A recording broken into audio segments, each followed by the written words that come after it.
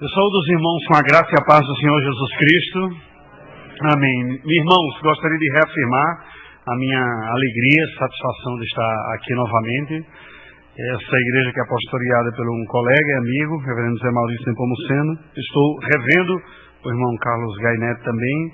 Cruzei com ele algumas vezes na época de seminário, pelos corredores JMCistas, né? Ele formou um pouco antes de mim, mas nós nos vimos algumas vezes, nos cruzamos. Eu sou péssimo para guardar nome das pessoas, mas eu tenho uma relativa boa memória fisionômica. Então, apesar do tempo, só os cabelos brancos aí que foram acrescidos a você. É um prazer muito grande também. A minha cunhada é membro aqui com meu concunhado, Valdeci, os meus sobrinhos, Caio e Lucas, estão aqui de tal maneira que é sempre um prazer. Bem, hoje, dia da Reforma Protestante. É uma dessas datas que presbiteriano tem mania de comemorar, né? A gente tem mania de comemorar umas datas que não pode passar batido, não é verdade? Então tem aquelas datas gerais de Dia do Homem, Dia da Mulher presbiteriana também, e temos essa daqui que na verdade extrapola os nossos limites e vai falar para toda a realidade da tradição protestante mundial. Um movimento que teve suas implicações sociais, econômicas, políticas, em todos os aspectos, que mudou a história, é matéria obrigatória nos livros didáticos daqueles que se preparam, embora você possa discordar de alguma linha de interpretação deste evento, mas é fato que marcou a história, que deu sua contribuição.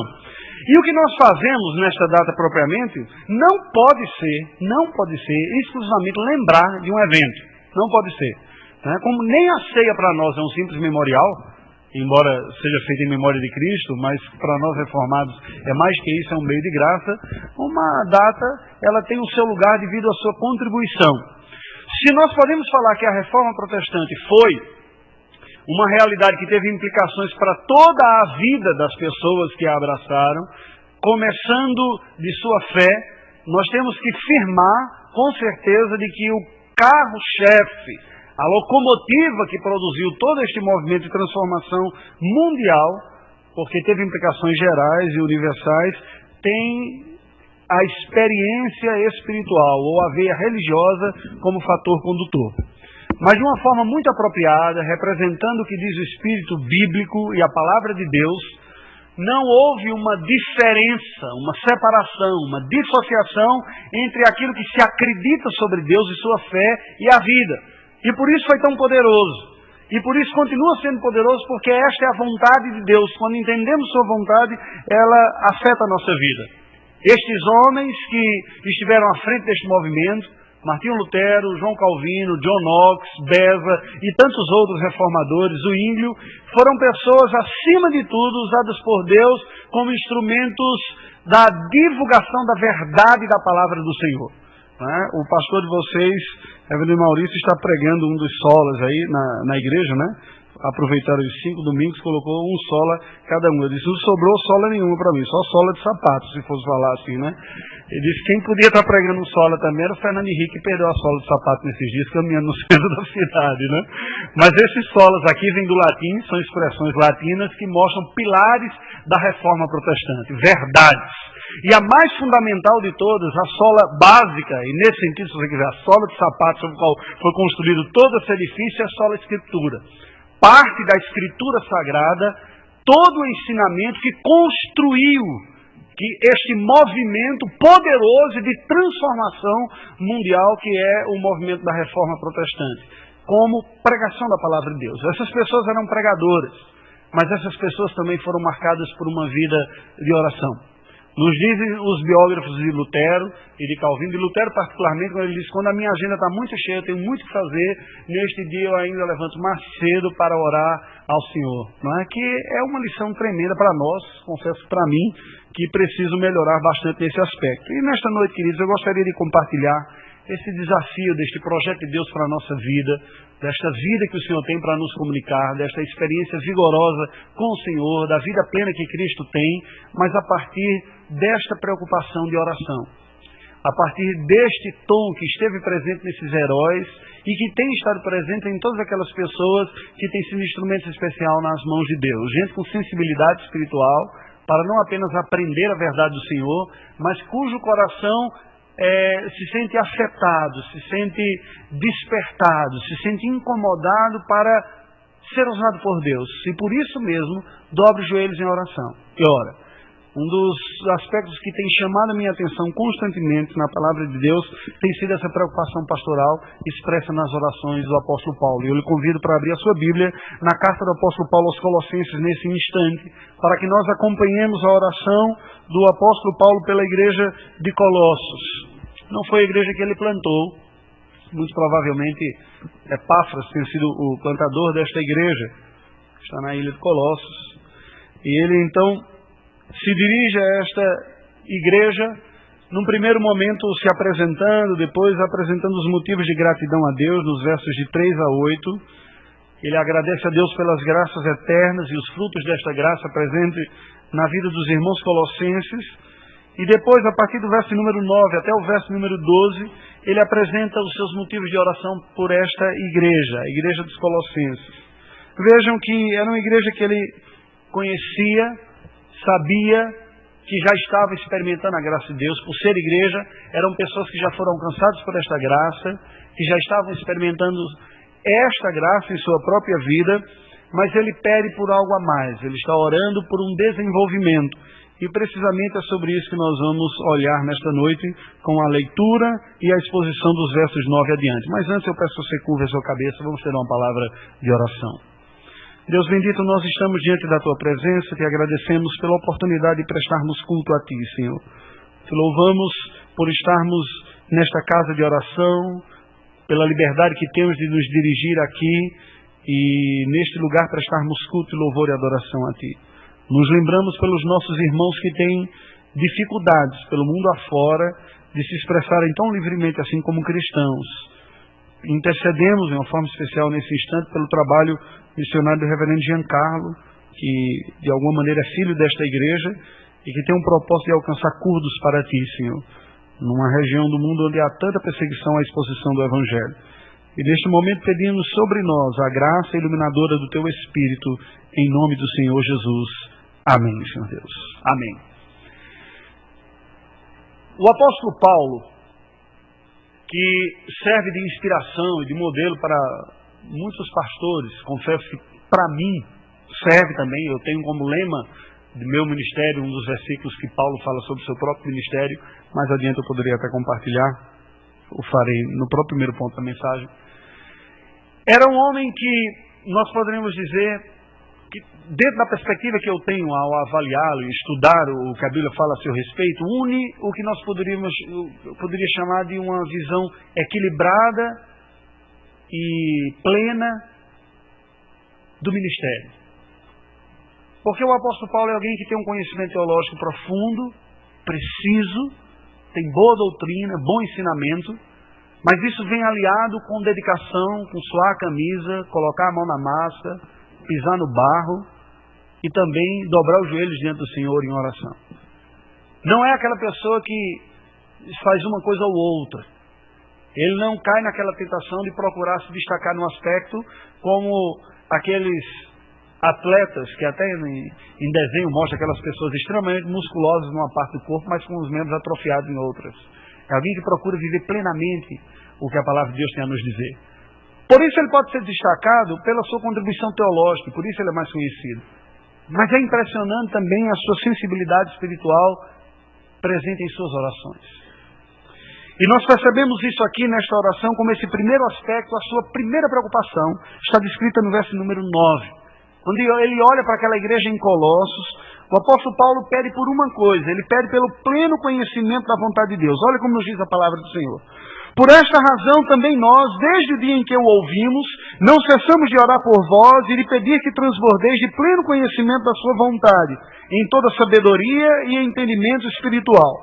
Pois bem, Paulo, quando se dirige a esta igreja, depois de agradecer pela presença da graça de Cristo na vida daquelas pessoas e pelos frutos desta graça, transformando, santificando e alcançando outras pessoas, agora passa a conduzir a sua oração numa intercessão pastoral, aquele coração que se preocupa pela vida da igreja e passa a orar pela igreja. E pelo que ele ora?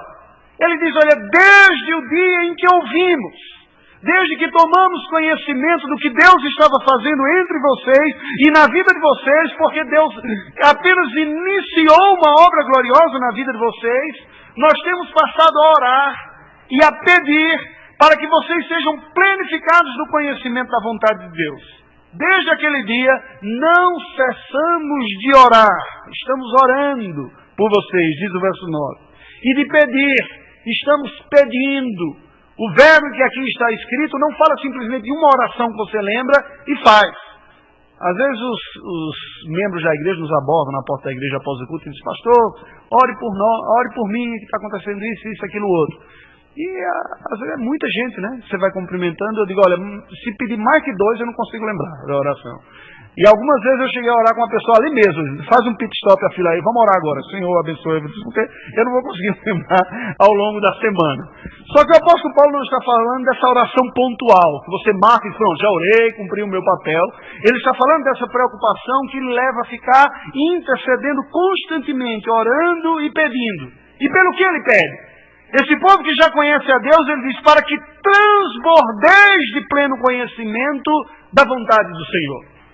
Já há um conhecimento do Senhor, porque ninguém se torna cristão sem conhecer o que Deus tem para ela e sem tomar conhecimento do Evangelho. Já há um conhecimento da vontade de Deus para a sua vida, mas ele não é pleno. Ele foi o suficiente para nos converter, nos tornar cristãos, nos apontar o caminho da salvação, nos apontar o caminho em linhas gerais do que Deus tem para a nossa vida. Mas se nos contentássemos apenas com esta informação inicial, nós seríamos eternamente crianças. E isso é motivo de exortação, de chamar a atenção, como ele faz ao escrever a igreja de Corinto. Ou o autor aos Hebreus diz também: muitos dentre vós já deveriam ser mestres pelo tempo que têm, mas eu não posso escrever a vocês como adultos, tenho que escrever a crianças. Por isso Paulo intercede para que essas pessoas que têm o conhecimento de Deus venham a transbordar de um pleno conhecimento. Que esse crescimento cresça e plenifique a mente e o coração, de tal maneira que transborde, que passe de si para os outros, conhecimento de quê? Da vontade de Deus, em toda sabedoria e entendimento espiritual. Há algo de Deus glorioso, belo, maior e pleno para a nossa vida do que aquilo que nós já experimentamos de tão glorioso quando nos convertemos. A vida cristã não pode ser marcada simplesmente pela conversão inicial e agora esperando ir para o céu. Não, eu já me converti e estou esperando ir para o céu. Não é? Há algo desafiador. Quantas não são as pessoas que entram na fé cristã, que entram na igreja, ouvem o evangelho, se convertem, tem toda aquela alegria, aquele vigor, e com o passar do tempo a pessoa vai murchando. Não é? Ela chega toda empolgada, diz: olha, vamos fazer a vontade de Deus, vamos evangelizar, vamos ajudar outras pessoas e tudo, e tem sorriso no rosto. Aí os crentes matinhos dizem: isso aí não deu 3 meses que essa bola vai murchar. Daqui a pouco esse fogo apaga. Ele vai ser domesticado. Domesticado, esse selvagem que está aí vai ficar domado. E alguns são mesmo, não é? E neste sentido de ter os ímpetos diminuídos. Deixa eu dizer uma coisa para você. A vontade de Deus sempre será algo poderoso, rico e empolgante na nossa vida. Se nós estivermos abertos para isso, querendo e experimentando. Sempre. Não tem como a gente pensar de uma forma diferente. Pelo que é que Paulo está orando? Para que aqueles cristãos, eles transbordem no pleno conhecimento da vontade de Deus. Não é um conhecimento mais ou menos, não é razoável, não é simplesmente doutrina ou teologia, mas é da vontade, que ele diz, em toda sabedoria e conhecimento espiritual. O que significa isso? A palavra de Deus, quando fala em sabedoria, está apontando a capacidade de nós tomarmos decisões concretas de acordo com aquilo que a gente sabe que é a verdade. O sábio não é o doutor em explicações. O sábio, na palavra de Deus, é aquele que sabe viver a vontade de Deus no dia a dia. Uma pessoa sábia é aquele que sabe resolver problemas, dar orientações concretas para a vida do outro, apaziguar ânimos. Em outras palavras, ele pega aquilo que ele aprendeu e conheceu e aplica na vida. É este o propósito de Deus para o conhecimento que nós vimos adquirir. E conhecimento espiritual, conhecimento que vem da parte do próprio Deus, pela palavra do Senhor, pelo Espírito Santo. O coração pastoral de Paulo leva a orar pelo progresso espiritual das ovelhas lá em Colossos. E isso faz parte da preocupação verdadeiramente pastoral, que está presente não apenas nos pastores devidamente vocacionados e empossados, mas, num certo sentido, em todos nós, como membros do corpo de Cristo e, num certo sentido, pastores uns dos outros. Porque a Bíblia diz que nós devemos nos aconselhar mutuamente, nós devemos nos exortar mutuamente. Esta preocupação com o nosso irmão, da nossa igreja, do banco que a gente senta, da nossa sociedade doméstica, seja lá quem for, em ver essa pessoa crescendo é uma preocupação legítima. E Deus nos desperta e nos chama para que a gente não apenas esclareça as verdades, ajude as pessoas a entender as coisas corretamente, não seguir as mentiras e distorções que muitas vezes estão presentes na sociedade, na mídia, mas ajudarmos uns aos outros a conhecer tudo que Deus tem para nós. Essa é a nossa tarefa, levar este conhecimento. Acima de tudo, a tarefa pastoral. O texto que eu dizia, que eu acabo tomando como lema para a minha própria vida, está na fala de Paulo aos presbíteros de Éfeso, registrado no livro de Atos dos Apóstolos, falando em Mileto, no capítulo 20, versos 24 e 27. E eu leio para os irmãos aqui versículos que são lemas do meu ministério, meu particularmente, me identifico com eles.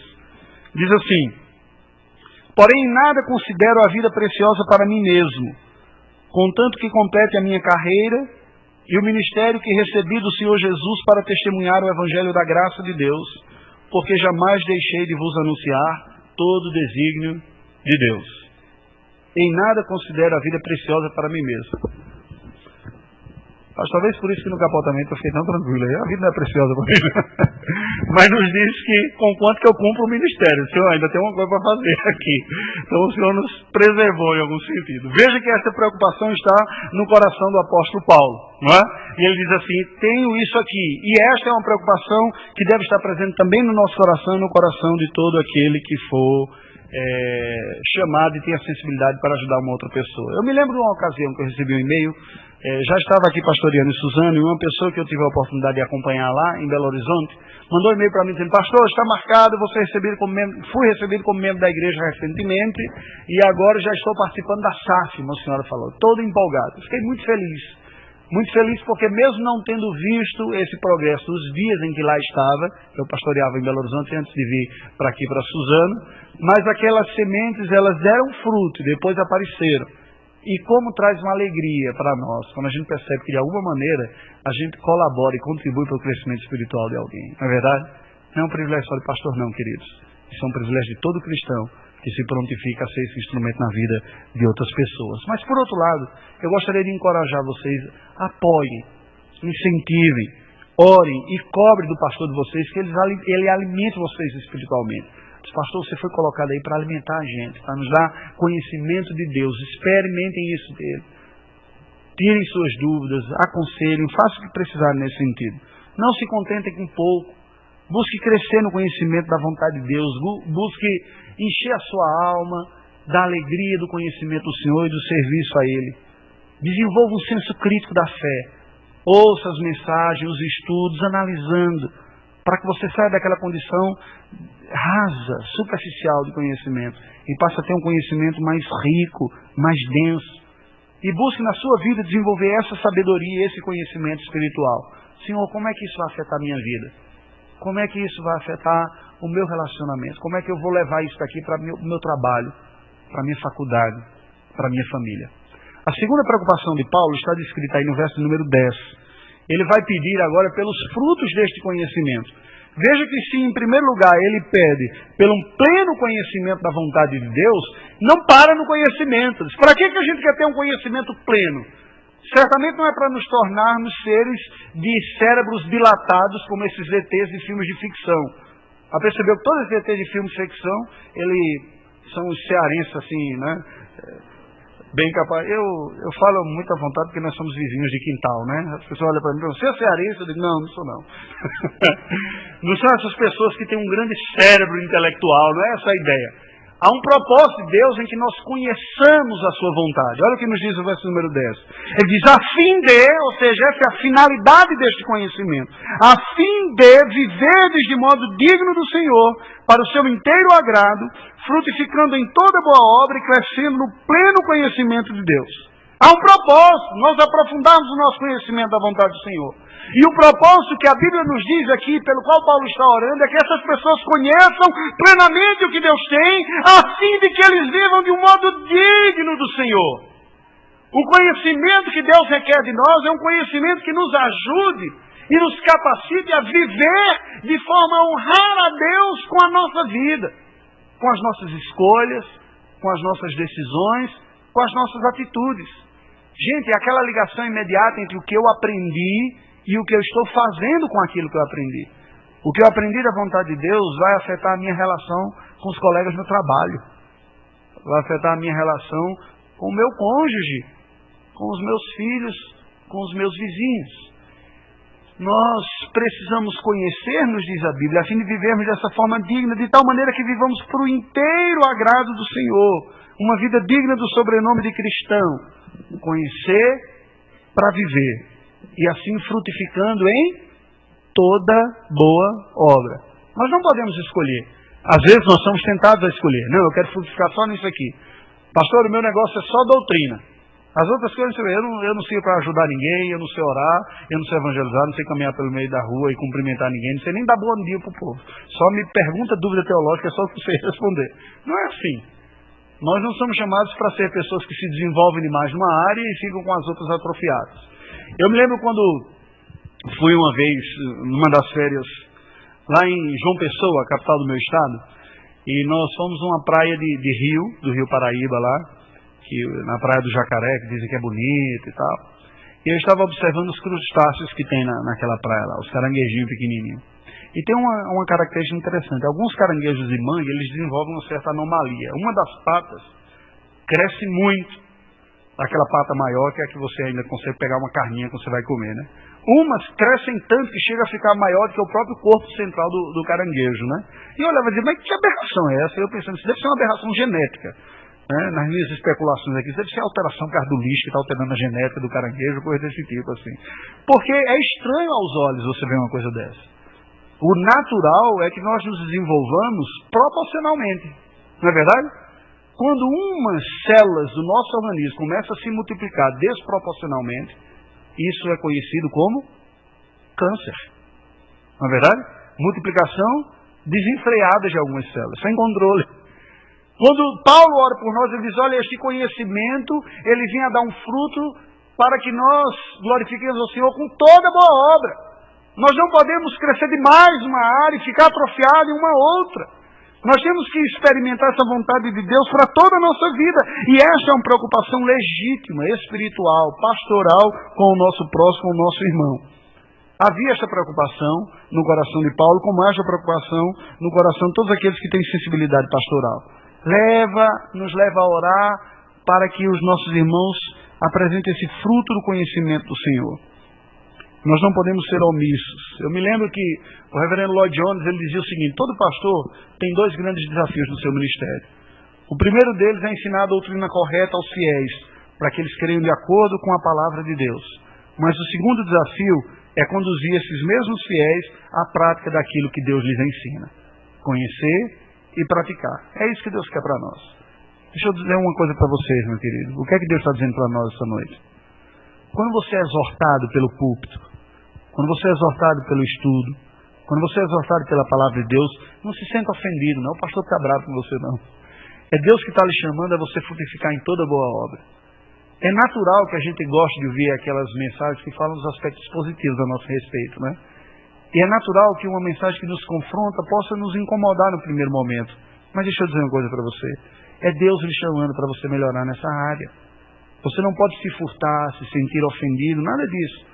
Ao invés de se sentir reprovado, se sinta desafiado pelo Senhor.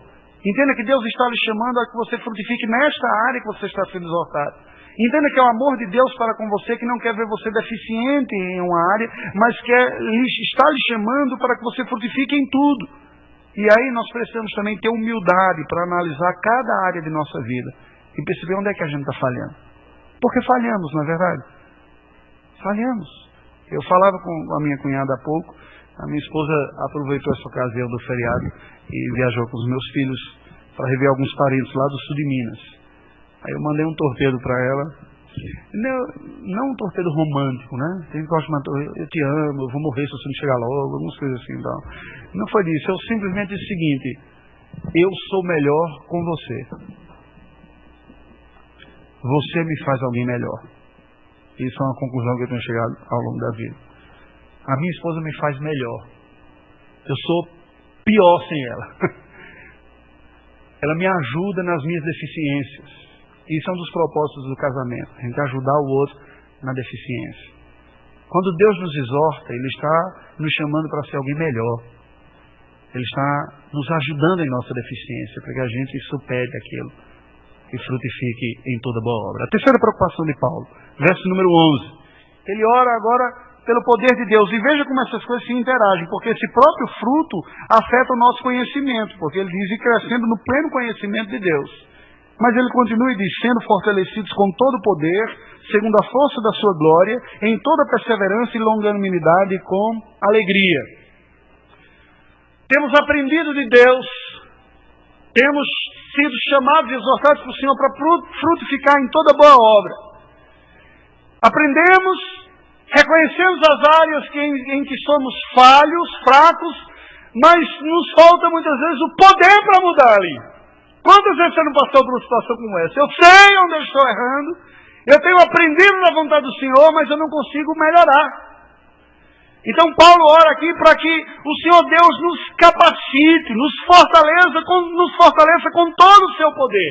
Ele diz: sendo fortalecidos, e a palavra usada aqui é a mesma palavra que depois vai dizer que o Evangelho é o poder de Deus para a salvação de todo o que crê. Na língua grega é a mesma palavra que aqui é traduzido por fortalecidos. Esse poder do Evangelho, de gerar vida, de converter, de salvar alguém, é o mesmo poder que nos santifica, que nos capacita a uma vida cristã. Em outras palavras, o que o Evangelho está dizendo: se Deus foi capaz de transformar você de um pecador em um cristão, Ele é o mesmo capaz para fazer de você um bom cristão. O mesmo poder que nos converteu é o poder que nos santifica. O mesmo Espírito que nos regenerou é o Espírito que nos aperfeiçoa. De tal maneira que nós não podemos nos acomodar neste processo, mas ao reconhecer as nossas deficiências, buscarmos em Deus esta vida, segundo a força da sua glória, em perseverança e longanimidade. Veja, segundo a força da sua glória. Porque o poder de Deus tem o propósito de forjar nos crentes a imagem de Jesus Cristo, e assim Deus ser glorificado. Não há nada mais poderoso para o povo de Deus do que a visão da glória de Deus. Estes heróis da reforma, os reformadores, conseguiram ir muito mais longe do que a gente está acostumado a ver, porque foram pessoas absolutamente encharcadas pela visão da glória de Deus. Era gente de carne e osso como eu e você. Passavam pelas mesmas tentações, mas tinham em seu coração e sua mente uma visão tão clara da glória de Deus, do seu poder, que eles foram capacitados a enfrentar lutas homéricas. Sabe, quando nós vemos os desafios, seja eles quais for, vou pegar o exemplo de Giancarlo, que foi para alcançar os curdos. A gente olha assim, cara, você é doido. Você está querendo virar um mártir do século XXI? Evangelizar a gente do Hezbollah, do Hamas, os curdos. Sai daí, meu. Tem muito lugar para evangelizar aqui em São Paulo, não é verdade? Mas algumas pessoas têm no coração aquela visão e dizem: olha, muito maior e mais poderoso que as ameaças é o Deus a quem eu sirvo. E o desejo de ver Ele sendo glorificado em vidas que ainda não o conhecem é tão grande que me capacita a enfrentar essas montanhas, essas barreiras. Irmãos, eu tenho a plena convicção no meu coração de que quanto mais claro e mais apaixonados formos pela glória de Deus, mais poder nós teremos para viver para Ele e fazer até coisas que nós julgaríamos impossíveis. Porque Deus tem em última instância um compromisso com a sua glória. Ele diz: eu não divido a minha glória com ninguém. Deus está comprometido em ser conhecido e ser exaltado por aqueles que são suas criaturas. E estar comprometido com isso é estar afinado com o sonho de Deus. Isso é poderoso, porque você conta com aquilo que é o projeto do Senhor. Nós ouvimos as promessas bíblicas. Por exemplo, Jesus diz: eis que estou convosco todos os dias até a consumação dos séculos. Quantas pessoas não gostam de repetir esta promessa, não é verdade? Mas o contexto dessa promessa é missionário. Ele diz isso depois de dizer: ide por todo mundo e fazer discípulos de todas as nações. Algumas pessoas dizem: não, Deus falou, permanecer em Jerusalém até que do alto sejam revestidos de poder. Aí para aqui. Só que esta promessa está relacionada a: e sereis minhas testemunhas tanto em Jerusalém, Judéia e Samaria até os confins da terra. Em outras palavras, as grandes promessas do Senhor estão relacionadas àquilo que Deus vai fazer através de nós e em nós para ser conhecido pelo mundo. E é isso que Paulo está orando, que o Senhor fortaleça, capacite em toda a sua glória, dando perseverança e longa paciência nesse povo, porque eles vão enfrentar a luta. Mas o Senhor é poderoso para sustentá-los e para usá-los. Meu querido, minha querida, você se sente fraco diante dos desafios da sua vida? Você se sente menor do que você gostaria de ser? Você se sente, às vezes, perdedor de algumas batalhas pessoais, de algumas lutas que tem enfrentado? Você se sente, outras vezes, incapaz de ser aquela testemunha de Cristo que você gostaria de ser? Deixa eu dizer uma coisa para você. Busque a graça de Deus. Busque concentrar a sua vida em viver para a glória do Senhor. E busque no Senhor a força para isso. Se a nossa vida estiver realmente desejosa e engajada com o propósito de glorificar a Deus, não faltará recursos espirituais para a gente ser bem sucedido. Mas quando a nossa vida está engajada, acima de tudo, no sucesso material, na promoção pessoal, na glória, na fama, no reconhecimento dos homens, nós seremos extremamente desgastados e correremos o risco de no final da vida olhar para trás e dizer: o que eu tenho preparado, para quem será? Juntei em celeiros e por aí vai ficar. Mas o Senhor Jesus nos apresenta a visão da sua glória. E tendo a sua glória diante de si, nós temos o poder de viver para Ele. Por fim, a última preocupação está aqui descrita. Ele ora pela herança comum dos santos. Verso número 12. Nos diz o texto: dando graças a Deus Pai, que vos fez idôneos à parte que vos cabe na herança dos santos na luz. Ele termina esta oração de intercessão agradecendo a Deus por aqueles irmãos, por entender que Deus os fez idôneos. O que significa isso? O que ele está orando é o seguinte: Deus capacitou vocês e fez vocês bastantes, suficientes para a parte que Ele tem separado para vocês, para a herança que tem. Quando Deus olha para nós, Ele nos vê absolutamente como nós somos. E isso pode amedrontar algumas pessoas. E às vezes é bom que a gente tenha receio mesmo. Porque às vezes nós medimos as nossas atitudes quando olhos humanos nos estão enxergando. E somos mais compassivos conosco quando não há olhos humanos a nos enxergar. Mas Deus nos enxerga sempre, não é verdade? Isso deve nos levar a um quebrantamento. Só que o que a Bíblia está dizendo é o seguinte: que Deus fez a nós, que somos pecadores, gente idônea na sua presença. Pelo quê? Pelo sangue de Jesus que nos cobre. Absolutamente. Deus nos fez parte da sua herança. Deus tem separado para nós uma realidade eterna e gloriosa. Por quê? Porque somos melhores que os outros? Definitivamente não. Definitivamente. Mas a beleza no Evangelho está no fato de, sendo nós pecadores, ao nos apresentarmos a Deus humildes diante de Cristo, dizer: Senhor, que o sangue de Jesus me purifique. Eu quero ser teu e viver para ti. Nós nos tornamos parte da herança do Senhor. E há uma herança para nós que deve dirigir a nossa vida, que é eterna e que é gloriosa. É isso que Paulo está orando. Que essas pessoas entendam isso.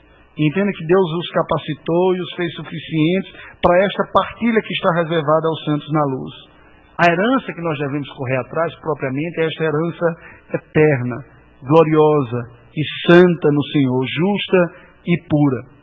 O coração de Paulo, como pastor, o leva a orar em gratidão por aquilo que Deus havia iniciado e estava fazendo na vida daqueles pecadores. Fez destas pessoas sua herança, os converteu, lhes garantiu a glória eterna com os santos na luz. E todos nós que tivermos esta sensibilidade, também espiritual em nosso coração, e nesse sentido, também esta preocupação pastoral, vamos querer isso para a vida das outras pessoas. E queria que essas pessoas entendam que a maior alegria está em se perceber perdoado por Deus e ter um tesouro que é eterno. Não vale a pena nos desgastarmos pelo tesouro que é corroído pela ferrugem ou comido pela traça. A nossa herança é eterna. Isso deve pautar a nossa vida, até para nos ensinar a administrar esse outro tesouro terreno, que porventura vinha às nossas mãos. José Manuel da Conceição, que dá nome ao nosso seminário, ele era padre e foi evangelizado pelos primeiros missionários presbiterianos que vieram aqui ao Brasil. Foi padre no interior de São Paulo, aqui também no sul de Minas, nessa região. Ouvindo melhor o Evangelho, trilhou um caminho semelhante ao próprio Martinho Lutero, que tendo sido sacerdote católico romano, depois veio a se tornar ministro evangélico, não é? Nesse sentido. Não luterano, mas presbiteriano. Esse homem nunca veio a se casar, mas ele abraçou um propósito, uma missão na sua vida. Levar a reforma, a transformação de vida que o Evangelho pode fazer na vida das outras pessoas. A quem? Aquelas pessoas que ele havia cuidado enquanto sacerdote católico romano. E ele saiu por esses interiores de São Paulo, sul de Minas e até o Rio de Janeiro, indo pelos lugares, pelas famílias e pelos sítios, pois na época o Brasil era rural, não era urbano como é hoje, onde essas pessoas congregavam na igreja que ele tinha sido católico, ele tinha sido padre, evangelizando e discipulando essas pessoas. Nos diz a história e a tradição que este homem veio a falecer como indigente em uma última caminhada que ele fez, indo até a cidade do Rio de Janeiro, andando daqui de São Paulo até lá e evangelizando as pessoas pelo meio do caminho. Adoeceu, o levaram a um lugar, uma delegacia, ofereceram uma sopa para ele, ele pediu uma certa licença, uma tranquilidade, se virou para o lado e morreu. Né? Eu o considero o maior herói brasileiro. Se você tiver a oportunidade de ler sobre a vida de José Manuel da Conceição, eu recomendo. O maior. Um homem que, quando falava sobre estas coisas, não estava falando propriamente do valor institucional da história, mas do significado espiritual disso. Um homem que teve algumas dificuldades com o presbitério, até relatório, aquelas tipos de coisas todas lá, mas que procurou levar para a vida das pessoas aquela simplicidade do Evangelho que havia transformado a sua vida, procurando transformar a vida dos outros também, compartilhando o Evangelho. Depois dizia para o presbitério: olha, tem uns convertidos aí nesses lugares, vocês veem como é que você faz para pastorear esse povo aí. Porque evangelizei tanto naquele lugar, tanto naquele outro e tanto naquele outro. Ele queria ver as pessoas recebendo o Evangelho de Cristo Jesus, encontrando a salvação, e desgastou a sua vida até o final. Você não precisa morrer por causa disso, literalmente, numa cadeia ou preso. Mas o Senhor nos chama nesta noite a olharmos que há algo glorioso do Senhor para nós. A reforma protestante teve um impacto profundo na vida de muitas pessoas e na história, porque transformou o homem a partir dessas verdades essenciais de dentro do coração para todas as áreas da sua vida. Pessoas que se perceberam pecadores e pararam de tentar negociar com Deus para receber o benefício. Se renderam convertidos à suficiência de Cristo Jesus.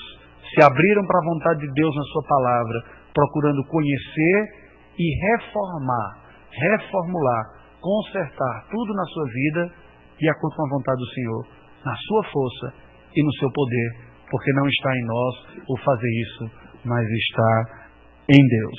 Confie em Deus e na graça de Jesus Cristo para a sua salvação.